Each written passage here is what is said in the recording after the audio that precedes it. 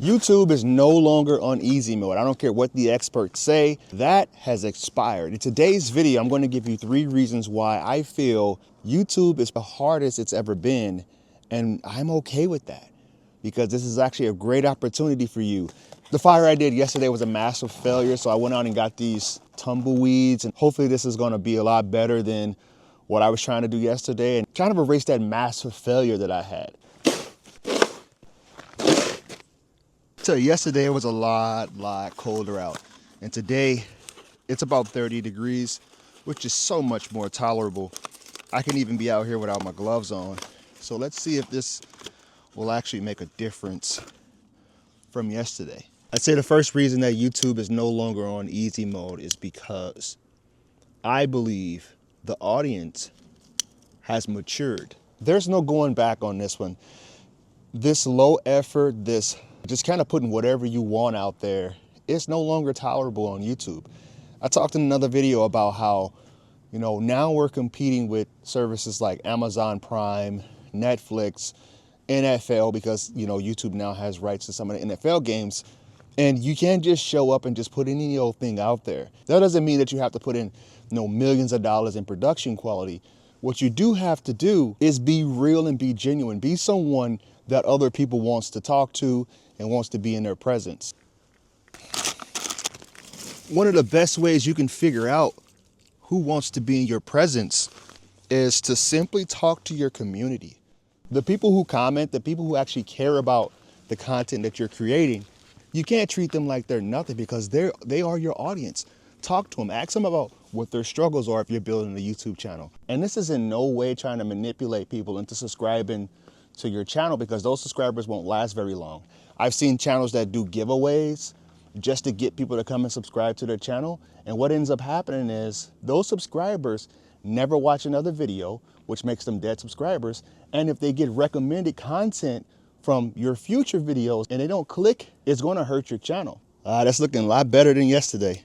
The second reason why I feel the easy mode of YouTube is no longer a thing is because the competition has exploded. With AI being introduced in all these different AI channels, people copying other large creators, people clipping their content. There is just so many channels to go around for the limited amount of eyeballs, because time is money, right? And time is part of the reason why YouTube pays you for higher audience retention. With so many people having these big production teams, having these team meetings every week, probably daily, talking about thumbnails, how to do A/B testing, how to push the channel to get more viewers, that is a lot more competitive than the old method of how people used to market. Once again, you're competing with people who are a lot more advanced in the early days of YouTube. I don't know if you guys realize, but I read in a book that YouTube actually started as a dating website. Little fun fact. And since those days, it has turned into more of a ecosystem. Now you have major corporations paying these influencers here on YouTube, hence the endorsement deals, the sponsorships.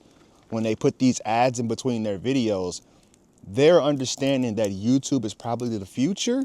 And this is why I feel that if you have any type of idea for a channel, you need to get it out there right away. But I'm not going to sugarcoat it and say, hey, YouTube is easy anymore, because it's not. It's actually become very difficult. And the third and last reason is because I feel YouTube algorithm has changed dramatically. There's no longer rewards for just consistently uploading. I made a video talking about you need to upload daily in order to be competitive.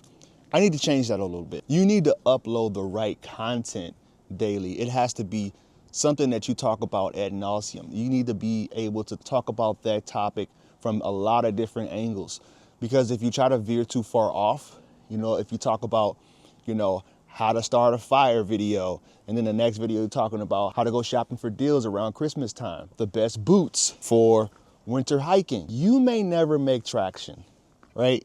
I have seen people with 1,000 videos and they end up with only 100 subscribers. Maybe subscribers doesn't matter to you, but when you're trying to build your audience, you're trying to find your tribe, your community, right? You want to make sure that they have the same interests as you. And this is why I go back to talking about you need to make content for the audience and not yourself. If this is just a daily vlog for your kids when you pass away, which I feel is very noble, I do that too. I want my kids to have advice from me when I'm no longer here. then maybe this video isn't for you.